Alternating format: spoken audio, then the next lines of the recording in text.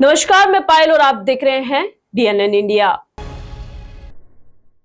अजमेर के खाईलैंड मार्केट की सड़कों पर गड्ढे होने से दुकानदार व राहगीर काफी परेशान हो रहे हैं। सड़क पर हो रहे गड्ढे से आए दिन दुर्घटनाएं होती रहती है, जिससे परेशान होकर दुकानदारों ने प्रशासन के खिलाफ विरोध जाहिर करते हुए नारेबाजी की। दुकानदारों ने प्रशासन से सड़क व्यवस्था सुनिश्चित करने को लेकर गुहार लगाई है। अजमेर के खाईलैंड मार्केट की सड़कों पर गड्ढे होने से दुकानदार व राहगीर काफी परेशान हो रहे हैं। सड़क पर हो रहे गड्ढे से आए दिन दुर्घटनाएं हो रही है, जिससे परेशान होकर दुकानदारों ने प्रशासन के खिलाफ विरोध जाहिर करते हुए नारेबाजी की। दुकानदारों ने प्रशासन से सड़क व्यवस्था सुनिश्चित करने को लेकर गुहार लगाई है। दुकानदारों का आरोप है कि मार्केट में विकास कार्यों के तहत टाटा पावर की ओर से लाइन बिछाने के लिए खुदाई की गई थी। उस दौरान गड्ढों के भरने के नाम पर आश्वासन देकर इतिश्री कर दी गई। आज दिन तक गड्ढे जस के तस बने हुए हैं और मानसून के समय स्थिति और अधिक खराब हो जाती है। दुकानदारों ने कहा कि इस पूरी समस्या को लेकर संबंधित अधिकारियों को अवगत करवाया जा चुका है, बावजूद इसके आज दिन तक कोई कार्रवाई नहीं हुई, जिससे दुकानदारों व राहगीरों को खासा परेशानी हो रही है। हाँ जी, नमस्कार। मैं मीडिया के माध्यम से सरकार को और प्रशासन दोनों को अवगत कराना चाहता हूँ कि इस बाज़ार की जो दुर्गति हो रही है उस पर हमने कई बार संबंधित विभाग को अवगत कराया है और कई बार प्रिंट मीडिया के द्वारा भी बाज़ार में और अखबारों में दिया गया है कि ये जो दुर्घटनाग्रस्त एरिया बना हुआ है और हमारे यहाँ पर कई लोग इस पर गिर चुके हैं। अभी भी कुछ देर पहले एक बुजुर्ग व्यक्ति गिरे हैं। तो मैं आपके माध्यम से प्रशासन को वापस अवगत कराना चाहता हूँ कि वो इस पर ध्यान दे और जल्द से जल्द टाटा पावर में कुछ समय पहले यहाँ पे लाइन डाली थी और उस वक्त ये कहा गया था कि बहुत जल्दी इसको रिपेयर करा दिया जाएगा, लेकिन उन्होंने आज तक इस पर कोई भी कार्रवाई नहीं की है। हम बहुत लोग परेशान हैं और कई बार इसका नुकसान ने बताया, लेकिन इस पर उन्होंने। अजमेर के पलटन बाजार छावनी परिषद में बुधवार को अवैध निर्माणाधीन मकान को ध्वस्त किया गया। छावनी परिषद ने जेसीबी के माध्यम से 2 मंजिला बिल्डिंग को गिरा दिया। इस मौके पर छावनी परिषद के कर्मचारियों के साथ सिविल लाइन थाना पुलिस का जाब्ता भी मौजूद रहा। अजमेर के पलटन बाजार छावनी परिषद में बुधवार को अवैध निर्माणाधीन मकान को ध्वस्त किया गया। छावनी परिषद ने जेसीबी के माध्यम से 2 मंजिला बिल्डिंग को गिरा दिया। इस मौके पर छावनी परिषद के कर्मचारियों के साथ सिविल लाइन थाना पुलिस का जाब्ता मौजूद रहा। कार्रवाई के समय क्षेत्र की बिजली आपूर्ति बंद की गई, साथ ही दोनों तरफ के रास्ते को भी डाइवर्ट किया गया। सिविल लाइन थाना प्रभारी शंभू सिंह ने बताया कि पलटन बाजार में अवैध रूप से 2 मंजिला एक भवन का निर्माण किया जा रहा था, जिसकी शिकायत मिलने पर इस कार्रवाई को छावनी परिषद के सीईओ के निर्देश में बुधवार को तोड़ा गया। इस दौरान कानून व्यवस्था बनी रहे, इसके लिए पुलिस इमदाद मांगी गई थी। उन्होंने कहा कि राजेंद्र पुत्र हीरालाल द्वारा यह अतिक्रमण कर निर्माण किया जा रहा था, जिसे छावनी परिषद की ओर से पहले नोटिस भी जारी किया गया था। नोटिस के बावजूद भी निर्माण जारी रखने पर बुधवार को यह कार्रवाई की गई। कैंटोनमेंट जो सीओ है, कमांडिंग ऑफिसर, उनके द्वारा हमारे यहाँ पे एक लेटर भेजा गया था। कैंटोनमेंट छावनी क्षेत्र जो है उसके अंदर अवैध अतिक्रमण हीरालाल द्वारा किया गया, इस पे पुलिस इमदाद दी जाए, जिसपे श्रीमान एसपी साहब के कार्यालय से जो पुलिस इमदाद मिली उनके साथ में आया हूँ। और जो अवैध अतिक्रमण हीरालाल अहीर द्वारा किया गया उसको कैंटोनमेंट के अधिकारी कर्मचारी और उनकी क्वालिटी और कानून व्यवस्था के लिए पुलिस भी इनके सहयोग में खड़ी है और ये अतिक्रमण तोड़ रहे हैं। तो किसकी ओर से किया गया था? और ये छावनी परिषद का जो सीओ है इनकी तरफ से किया गया था और इन्हीं का लेटर था। अतिक्रमण किसने किया था सर? कोई अतिक्रमण अहीर नाम करके, राजेंद्र अहीर नाम करके है, उसका था। कोई नोटिस भी दिया था? आप पूर्व में इन्होंने दिया, सीओ साहब जो इनका कमांडिंग ऑफिसर है छावनी परिषद, उनके द्वारा दी गई। अजमेर के दक्षिण विधानसभा क्षेत्र के मदार स्थित जेपी नगर व ज्वाला प्रसाद नगर सेक्टर 2 में नाला खुदाई के काम से घरों और दुकानों के बाहर बड़े बड़े गड्ढे हो गए, जिससे आमजन बेहद परेशान है। लोगों ने प्रशासन से इस पूरे मामले में जनहित कार्रवाई करने की मांग की है। अजमेर के दक्षिण विधानसभा क्षेत्र के मदार स्थित जेपी नगर व ज्वाला प्रसाद नगर सेक्टर 2 में नाला खुदाई के काम से घरों और दुकानों के बाहर बड़े बड़े गड्ढे कर दिए गए, जिससे आमजन बेहद परेशान है। गड्ढे इतने गहरे खोदे गए हैं कि लोगों को अपने घरों से निकलने के लिए सीढ़ियों का उपयोग करना पड़ रहा है। वहीं खुदाई से क्षेत्र में पानी की पाइपलाइन टूट चुकी है, जिससे लगातार पानी बह रहा है। क्षेत्रवासी खुद रस्सी बांधकर पाइपलाइन को सही करने का जुगाड़ लगा रहे हैं। गहरे गड्ढों की वजह से मकानों की नींव में पानी जाने का भी अंदेशा बना हुआ है, जिससे लोगों के सर पर अपने मकानों के ध्वस्त होने का खतरा मंडरा रहा है। वहीं क्षेत्रवासियों का कहना है कि इस समस्या से संबंधितों को कई बार अवगत करवाया जा चुका है, बावजूद इसके कोई कार्रवाई नहीं हुई। दुकानदारों का कहना है कि मानसून सर पर है और इस समय लाइन डालने के लिए खुदाई का काम किया गया है। ये काम दुर्घटनाओं को बुलावा दे रहा है। साथ ही दुकान के सामने इतने गहरे गड्ढे कर दिए गए हैं। जब से खुदाई का काम शुरू हुआ है तब से लेकर आज दिन तक दुकानें बंद पड़ी है, जिससे बेरोजगारी जैसी दिक्कतें भी आ रही है। नाला खुदाई के काम ने क्षेत्र में चारों ओर अव्यवस्थाएं फैला रखी है। लोगों ने प्रशासन से इस पूरे मामले में जनहित कार्रवाई करने की मांग की है। एक मैं विकलांग आदमी और चढ़ने उतरने में मुझे दिक्कत होती है। 6.5-7 फुट की सीढ़ी है जी, और इतना चौड़ा गड्ढा करा हुआ है। कल रात को लाइन फूट गई, जो पूरी रात हमारी फैमिली यहीं रहती है। अब हम जाएंगे आधी रात को, अगर ये दीवार गिर गई तो हमारा मकान गिर गया, कौन जिम्मेदार है? ये गड्ढा खोदने वाले दे देंगे मुआवजा मेरे को? एक विकलांग आदमी होने के बाद में साल भर हो गया, कुछ पैसा नहीं कमाता मैं है। जहाँ खड्डा करना वहाँ खड्डा नहीं करा इन लोगों ने। फैमिली वाले मकान पे गड्ढा करा इन लोगों ने, और पूरी रात पानी में रहे हैं बाहर गैलरी में। 4 फुट का चौड़ा गड्ढा करा हुआ है, जिसमें भर्ती करी हुई है हमारी दीवार की। आधी रात को वो मकान गिर गया, कौन जिम्मेदार होगा? है ये खड्डा करने वाले जिम्मेदार होंगे क्या? इन्होंने इतनी बड़ी बड़ी लाइनें खड्डा कर दी, इन्होंने अभी तक भराई नहीं करी। क्यों नहीं करी है? आगे काम चालू कर रखा, जहाँ खड्डा करना वहाँ नहीं करा इन्होंने। फैमिली वाले मकानों में पहले इन्होंने मशीन चलाई है। और इधर नाला है, नाले का ज़्यादा डर है हमारे को पानी का। और पानी की लाइन टूटी है, रात को लाइन टूटी, बड़ी मुश्किल से मेरे बच्चे ने रबड़ बांध के उस लाइन को क्लियर बांधा, उसको तार से रबड़ से। है बताओ, बच्चे से कुछ हो जाता कौन जिम्मेदार होता? आधी रात को अर्थिंग हो जाती है लाइन के अंदर। है ये अपने इसकी फोटो खींच के उसमें भी दी थी हम। भाई साहब, इसमें कोई पाइपलाइन भी टूटी है आपकी? आपकी लाइन हमारी कोई नहीं टूटी, वो मेन लाइन टूटी हुई है जी। मेन लाइन आधी रात को लाइन भर गई पानी की, फोटो भी वहाँ भेजी थी। बाहर कुछ दुकानें भी बनी हुई है? दुकानें भी बनी हुई हैं, 8-10 दुकानें हैं सर। आधी रात को अगर पानी अगर आते नहीं, अभी भी लाइन चालू है सर। अभी भी आके देखोगे तो लाइन चालू है। ये वो थोड़ी है सर, फैमिली है ये। हम आधी रात को अब तो अपने घर में थोड़ी जाते हैं, यहीं रहते हैं हम लोग। सर तक बाहर निकले हुए हैं, कोई कार्रवाई नहीं है कि हैंड टू हैंड खड्डा कर रहे हैं और ये भर नहीं रहे लोग। अरे हैंड टू हैंड जिससे ये भर्ती हो RCC की। ये JP नगर सेक्टर 2 मेन रोड मदार का मामला है। और ये मानसून में देखो अभी ये नाले का कार्य इन्होंने शुरू किया है यहाँ पे। अब बारिश कब आ जाए, और ये सारी दुकानें हैं, बेरोज़गारी का माहौल है, उसमें फिर भी अब ये नाला खोद के पटक दिया सामने। और ये नाला, ये मेन लाइन भी टूट गई है यहाँ पानी की, इससे नींवें भी ख़राब हो रही है। रिस्क बना हुआ है कब किसी दुकान को नुकसान हो जाए। तो थोड़ा प्रशासन से हमारा अनुरोध है कि इसको जल्दी से थोड़ा सही करा कर। आज 3 से 4 दिन हो गए इस काम को चलते हुए। क्या कारण अभी तक कोई आज लेबर नहीं है कोई भी? हाँ, वैसे तो ये आ जाते हैं, पर आज अभी तक कोई लेबर यहाँ आई नहीं है। यार रुकते एक छोटे से ब्रेक के लिए, जल्द हाजिर होंगे खबरों की नई सफर के साथ। कैंसर बीमारी ही ऐसी है, चिंता तो होगी ना। लेकिन अब अपनी चिंता को बदलो विश्वास में, क्योंकि आदिनाथ कैंसर मेडिसिटी में है रेडियोथेरेपी, कीमोथेरेपी और कैंसर सर्जरी के उपचार के साथ आधुनिक सुविधाएं भी। विजिट करें आदिनाथ कैंसर मेडिसिटी एट चाची आवास Ajmer.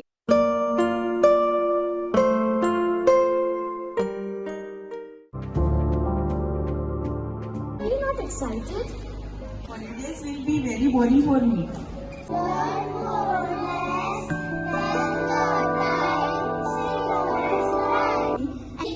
For visiting black rice and sugar. This black rice has a very unique flavor.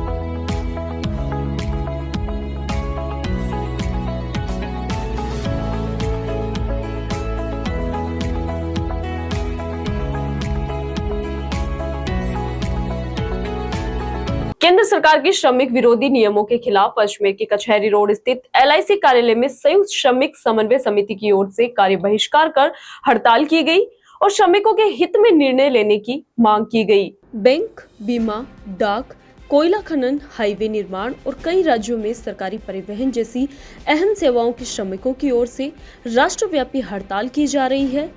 इसी के तहत अजमेर के कचहरी रोड स्थित LIC कार्यालय पर संयुक्त श्रमिक समन्वय समिति अजमेर की ओर से हड़ताल की गई, जिसमें बड़ी संख्या में श्रमिक वर्ग एकत्रित हुआ। इस हड़ताल का मकसद केंद्र सरकार की उन नीतियों का विरोध करना है जिन्हें यूनियन मजदूर विरोधी, किसान विरोधी और कॉर्पोरेट समर्थक मानती है। वही बताया जा रहा है कि भारत सरकार के लेबर कार्ड को यदि आने वाले समय में लागू कर दिया जाए तो ये मजदूर वर्ग के साथ कुठाराघात होगा, क्योंकि इसके अंतर्गत श्रमिकों के कामों के कोई फिक्स घंटे नहीं है। साथ ही निश्चित अवधि के लिए श्रमिकों को काम दिया जा रहा है, जिससे बेरोजगारी जैसी समस्याएं भी सामने आ रही है। LIC कार्यकर्ताओं का कहना है कि LIC में नई भर्तियों की मांग की जा रही है। कहा कि नए कर्मचारियों के आने से ही LIC का संचालन और बेहतर तरीके से हो सकता है, वरना आने वाले समय में पब्लिक सेक्टर बंद होने के कगार पर हो जाएंगे। सरकार बेरोजगारी जैसे मुद्दों से पल्ला झाड़ती नजर आती है, सिर्फ मजदूर विरोधी नियमों को लाकर देश के मजदूरों में रोष व्याप्त कर रही है।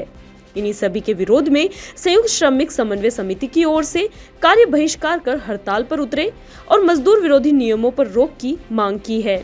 आज 10 ट्रेड यूनियंस मिलकर पूरे देश भर में एक दिन की राष्ट्रव्यापी हड़ताल पर हैं। गवर्नमेंट की श्रम विरोधी नीतियों के खिलाफ ये हड़ताल है। इसमें लेबर कोड को भी गवर्नमेंट लागू करने के उसमें है, जिसमें कि 4 लेबर कोड हैं, जिनको अगर लागू कर दिया गया तो श्रमिक वर्ग पर बहुत बड़ा कुठाराघात होगा।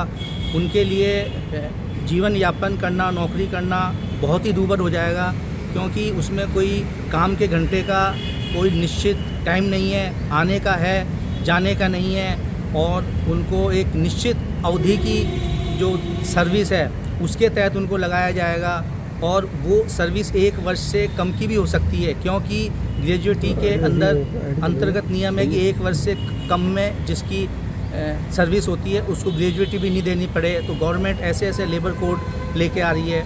और इसके अलावा जो है आज 25 करोड़ देश में श्रमिक वर्ग हड़ताल पर है, और इस हड़ताल से पूरे देश में काम का पहिया जाम किया है, सारे काम का ठप है। LIC में नई भर्ती की डिमांड है। अगर नई भर्ती नहीं होगी तो नया ब्लड कैसे आएगा, संस्था को आगे चलाने के लिए कैसे काम में लिया जाएगा। और जब संस्था नहीं रहेगी तो ये गवर्नमेंट पूरे LIC संस्था को मिटाने पर तुली हुई है, जो कि एक LIC पूरे विश्व में ख्याति प्राप्त एक संस्था है, जिसमें किसी भी प्रकार का कोई भ्रष्टाचार नहीं है।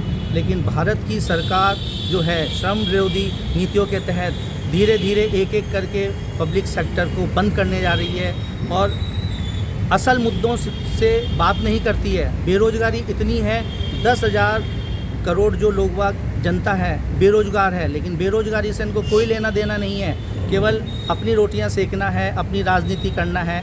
इसके तहत ही ये सब चीज़ करते हैं। दूसरी चीज़, ओल्ड पेंशन स्कीम लागू नहीं कर रही है, केवल न्यू पेंशन स्कीम, जिसमें कि एक जैसे अग्निवीर है उस तरह की ये स्कीमें ला रही है, जिनका कि कोई औचित्य नहीं है। तो ओल्ड पेंशन स्कीम लागू होने से ही पेंशन भोगियों के लिए जीवन यापन करना बहुत अच्छा रहेगा। बाकी नहीं तो ओल्ड पेंशन लागू नहीं होगी, तब तक जीवन के लिए बहुत दिक्कतें हैं, महंगाई की। अजमेर के प्रतिष्ठित कोचिंग संस्थान सेल्सियस इंस्टीट्यूट ने IIT JEE 2025 में अभूतपूर्व सफलता अर्जित कर अपनी उत्कृष्टता का परचम लहराया है। इंस्टीट्यूट के रूपेश मरमत, सुवीर कुमावत, मंथन चुंडावत एवं एकांत सोगरा का सिलेक्शन हो गया और अब अभ्यर्थियों ने IIT कॉलेज में अपनी सीट सिक्योर कर ली है। अजमेर की प्रतिष्ठित कोचिंग संस्थान सेल्सियस इंस्टीट्यूट ने IIT JEE 2025 में अभूतपूर्व सफलता अर्जित कर अपनी उत्कृष्टता का परचम लहराया है। संस्थान ने 2 सालों की कड़ी मेहनत के बाद पहले रिजल्ट में ही उत्कृष्ट परिणामों से सफलता की नई मिसाल कायम की है। बेहतरीन टीचर्स, फैकल्टी व बेहतरीन स्ट्रेटेजी के बलबूते सेल्सियस इंस्टीट्यूट के रूपेश मरमत, सुवीर कुमावत, मंथन चुंडावत एवं एकांत सोगरा का सिलेक्शन हुआ, जिन्होंने आज IIT कॉलेज में अपनी सीट सिक्योर कर ली है। गणित के अध्यापक अनुराग सिंह चौहान ने बताया कि सेल्सियस ने IIT JEE के प्रथम वर्ष में ही 4 अभ्यर्थियों को सिलेक्शन दिलवाया है। उनको भारत की टॉप IIT कॉलेजेस मिली है। अभ्यर्थियों के उज्जवल भविष्य को लेकर अध्यापकों ने कामना की। अध्यापक ने बताया कि बच्चे के बेहतरीन रिजल्ट के पीछे बच्चे की मेहनत के साथ साथ इंस्टीट्यूट की फैकल्टी सिस्टम भी काम करता है, जिसके तहत बेहतरीन परिणाम सामने आते हैं। बड़े बड़े इंस्टीट्यूट में उन बच्चों पर ज्यादा ध्यान दिया जाता है जो पहले से ही रैंक लाने के काबिल होते हैं, परंतु सेल्सियस में एक एवरेज बच्चे पर भी पूरा ध्यान दिया जाता है। कोशिश रहती है कि इंटेलिजेंट बच्चे के साथ साथ एक एवरेज को भी जेईई में बेहतरीन रैंक मिले और एक बेहतरीन भविष्य की ओर वह अग्रसर रहे। परीक्षा में सेलेक्ट हुए बच्चों का कहना है कि अध्यापकों की टीचिंग मेथड व मेहनत से ही आज ये संभव हो पाया है। प्रथम वर्ष में ही 14 स्टूडेंट्स में से 4 स्टूडेंट्स IIT जा रहे हैं, जिनमें से रुपेश मरमत IIT दिल्ली, सुवीर कुमावत IIT, उसके अलावा एकांत सोगरा IIT और मंथन चुड़ावत ये IITs में जा रहे हैं। IIT Dhanbad, IIT Delhi, IIT Kharagpur, different IITs में IIT मंडी, सारी अलग अलग IITs में जा रहे हैं। हमारा मेथोडोलॉजी जो है वो बाकी सब लोगों से बिल्कुल अलग रहता है। अलग इन द सेंस कि हम ईच एंड एवरी स्टूडेंट्स पर मोस्टली जो एवरेज स्टूडेंट्स है वो बहुत सफ़र करते हैं IIT JEE की प्रिपरेशन में। जो बच्चा बहुत ही इंटेलिजेंट है उसको सिर्फ गाइडेंस की रिक्वायरमेंट होती है, गाइडेंस से ही काम चल जाता है। जबकि जो बच्चे एवरेज हैं उनके साथ बैठ के अलग से मेहनत करनी पड़ती है, उनके साथ लाइफ में और भी बहुत सारी दिक्कत होती है। जो बहुत अच्छा बच्चा होता है वो अपने से ही सारी चीज़ें कर लेता है, उसको सिर्फ गाइडेंस ही होती है। जबकि एवरेज बच्चे के साथ मोबाइल देखने की आदत हो गई या फिर इधर उधर टाइम वेस्ट करने की आदत हो गई, उसमें मेंटोरशिप की बहुत रिक्वायरमेंट होती है। तो हमने ऐसे ही एवरेज स्टूडेंट्स को उनके ड्रीम रियलाइज़ करने के लिए IIT भेजा है। जो उन्होंने सपना देखा था IIT का वो हमने उनका साकार करके दिखाया और आने वाले वर्षों में हम इसी कटिबद्धता और मेहनत के साथ एवरेज बच्चों और अजमेर शहर के बच्चों के लिए काम करते रहें। बार थे सर 14 में से ये 4 बच्चों का सिलेक्शन है और ये पहला बैच था। अब जो नेक्स्ट ईयर ऑलरेडी जो बच्चे अब 12th में आ गए वो इस बार IIT का एग्जाम देंगे। तो IIT के 2 फेजेस होते हैं, एक मेंस होता है और एक एडवांस्ड होता है। मेंस से आपको NITs और बाकी सब चीज़ें तो मिल ही जाती है, पर एडवांस में आपका जो अच्छा रैंक आता है उससे आपको IIT मिलती है। तो ये 4 बच्चों के अलावा भी जो बचे हुए 10 स्टूडेंट्स हैं उनको अच्छे NITs और अच्छे गवर्नमेंट कॉलेज मिल रहे हैं जो इंजीनियरिंग के अंदर जाने वाले हैं, लेकिन ये 4 IIT में पहुंचना अपने आप। देश के सभी ठगी पीड़ितों को भुगतान दिलवाने के लिए ठगी पीड़ित जमाकर्ता परिवार जिला मुख्यालय पहुंचा और जिला कलेक्टर लोक बंधु को राष्ट्रपति, प्रधानमंत्री, मुख्यमंत्री और भारत के मुख्य न्यायाधीश के नाम ज्ञापन सौंपा। देश के सभी ठगी पीड़ितों को भुगतान दिलवाने के लिए ठगी पीड़ित जमाकर्ता परिवार अजमेर जिला मुख्यालय पहुंचा और जिला कलेक्टर लोक बंधु को राष्ट्रपति, प्रधानमंत्री, मुख्यमंत्री और भारत के मुख्य न्यायाधीश के नाम ज्ञापन सौंपा।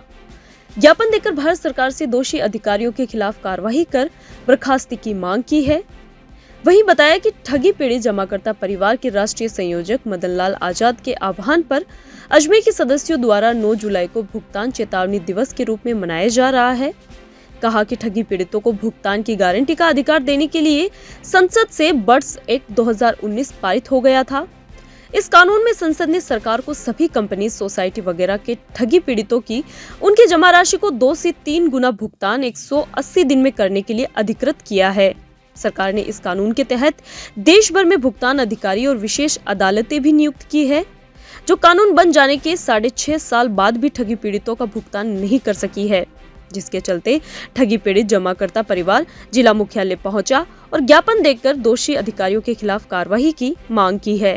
ठगी पीड़ित जमाकर्ता परिवार यानी जो हिंदुस्तान की जितनी भी कोऑपरेटिव सोसाइटीज है, इनके सदस्यों का एक संगठन है। सदस्यों को अपनी जमा राशि वापस प्राप्त करने के लिए लगातार आंदोलन करना पड़ रहा है कई सालों से। सरकार ने बर्ड्स एक्ट बनाया 2019 में, 6.5 वर्ष हो गए, अभी तक उसके तहत कोई भुगतान नहीं हुआ है। इसलिए आज राष्ट्रीय संयोजक मदन लाल जी आज़ाद के कहने पर पूरे देश भर में चेतावनी दिवस मना रहे हैं 9 जुलाई 2025 को। इस चेतावनी दिवस पर हमने ज्ञापन राष्ट्रपति के नाम, मुख्यमंत्री के नाम, प्रधानमंत्री के नाम और चीफ जस्टिस ऑफ इंडिया के नाम आज कलेक्टर महोदय को देने आए हैं। खुला ज्ञापन है, जिसमें हमने डिमांड की है अगर 31 जुलाई 2025 तक हमारी समस्याओं का समाधान नहीं हुआ तो मथुरा से हम एक आंदोलन करेंगे जो दिल्ली तक पद यात्रा के रूप में जाएगा।